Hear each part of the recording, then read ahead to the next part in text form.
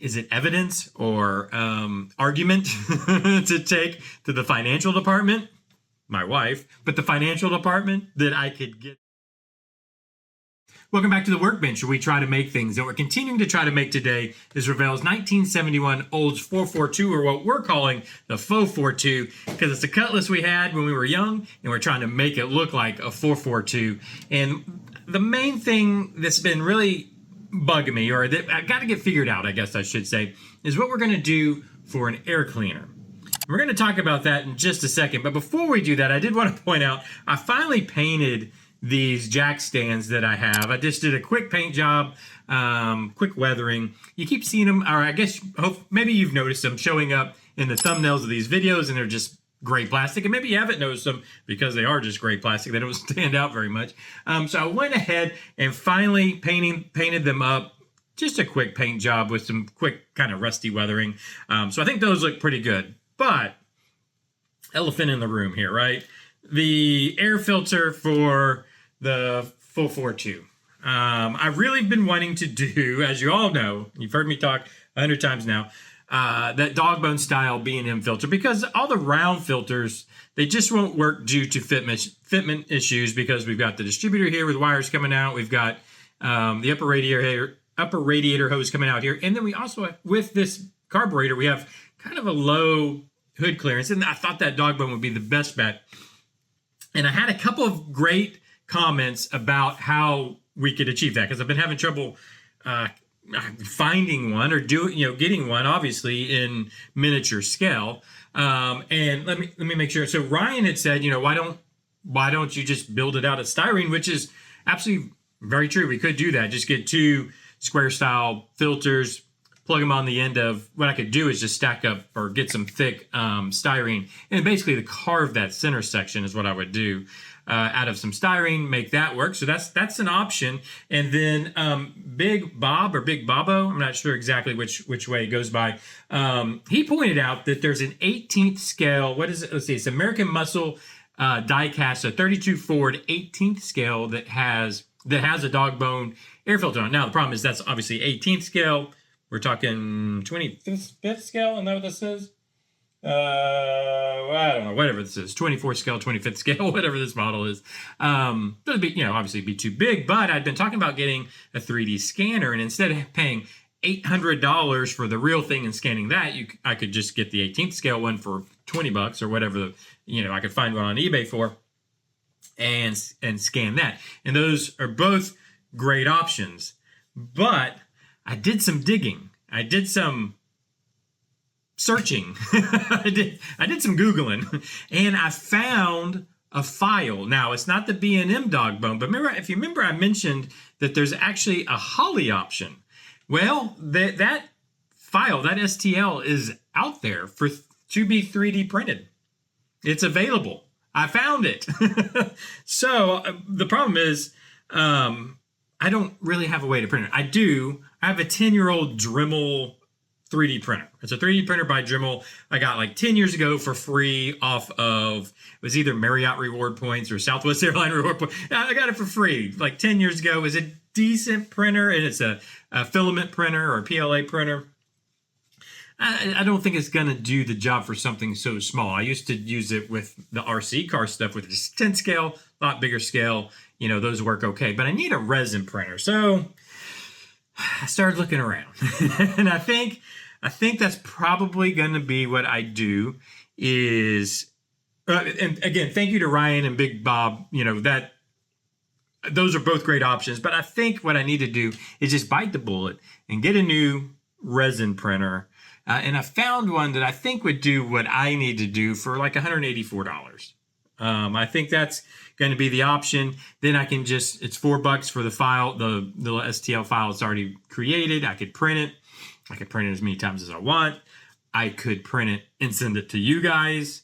So that's my other thought in this too, is I really wanted to ramp up the rewards for being a channel member. So I have, right now, the only reward you're kind of getting is producer credit at the beginning of the videos, which, whatever, it is what it is. But I used to be able to kind of send out a gift once a month to those people who are channel members and Patreon members too. There is a Patreon page that I have, again, kind of been ignoring, which is a horrible thing to do because there are still people supporting the channel. So I want to get really back into giving rewards. And if I had a 3D printer and say I printed this dog bone filter, I could print out however many more, throw them in the mail to you guys. Hey, you want one? You know, here's a, and as I printed all different things for these vehicles, which, by the way, I've been spending $40 to $50 in 3D printed parts, $184. We're talking, you know, if we're averaging 40 to 50, you know, if once we reach 4 models, we've paid for the printer. You know what I mean? In the savings on 3D printed parts.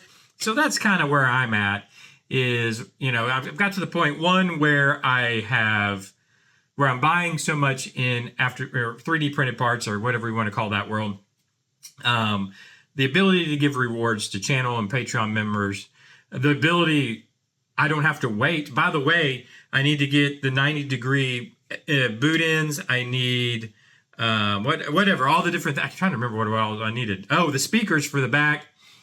The people that are printing that I'm going to get it from are apparently out of town or on vacation. So their entire business is shut down till February 2nd. I can't even order until after February 2nd. So that problem would go away because I could just walk right over to the printer and print them out. I could do them myself, right? So I think I've kind of reached that tipping point, and I think I've reached the point with enough, is it evidence or argument to take to the financial department, my wife, but the financial department, that I could get this purchase made.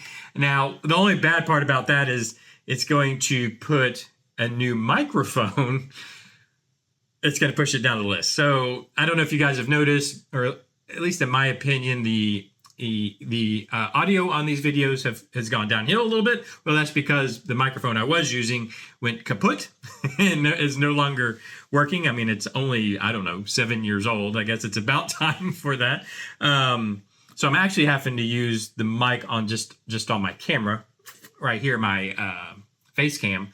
I use that mic, which is not as good as a good DJI, or I was using a Rode mic.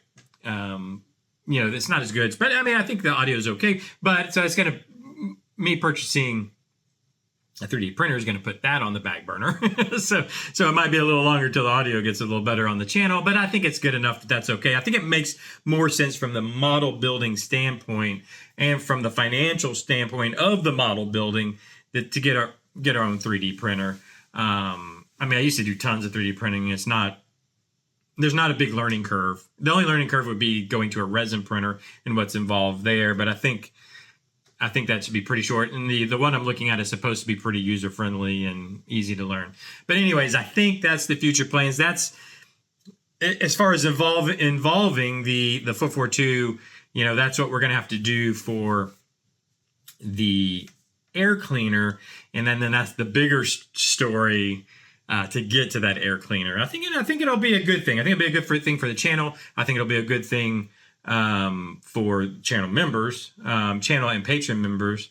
Plus, there's going to be. I do have plans of exclusive. There already is some exclusive content on the channel member and patron pages.